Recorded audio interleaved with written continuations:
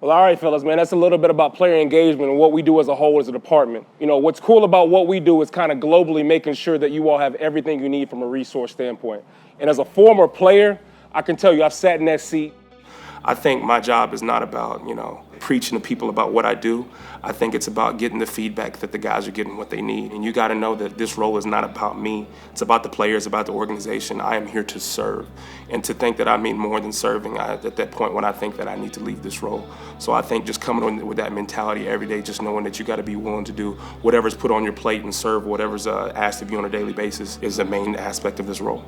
What makes Jock a fundamental part of this organization really are the many contributions that he has in a bunch of different areas, but ultimately it's about being invested in these players. I think having been a player himself, I think it's natural for him. I think it's authentic and genuine, and that's why I think you get such a great response from the players, to really help set these guys up for what to expect as a professional. Colts, Jags, Lions, Falcons, Dolphins.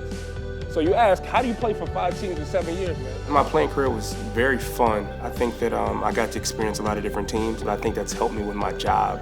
I think the ability to have to adapt on a consistent basis is one of the reasons I'm able to, have a little bit of success in this role. What he's done for us over the last couple years with the player development has been instrumental in our success, and especially when you look at how he helps transition a lot of our rookies into that professional life.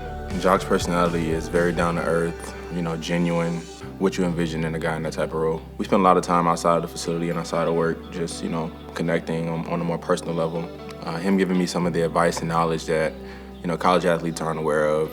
He's just one of those guys you turn to when you're kind of lost or confused about a certain thing, or, you just need a little bit of guidance in some area. It's Jock's the guy to go to. I got that O-line mentality. If you're not hearing my name, I'm probably doing my job. So I think just being in the weeds and making sure I'm behind the scenes doing what needs to be done is the best way to serve in this role. He fits the O-line mold. You watch Jock and the way he does it, it's about that selfless attitude of what can I do each and every day to help somebody around me be that much better, and that'll help me be great at my job. We don't view our guys as players. They're two separate people. We deal with the person first and then the player next. And I think because we view our players in such a respect that kind of transcends the relationship that you will see that Sean has with the players, Les has with the players, Kevin has with the players. The player care here is second to none, and I think that's one of the main reasons that we've had the success we have, because we do have leadership that cares about people, not just players.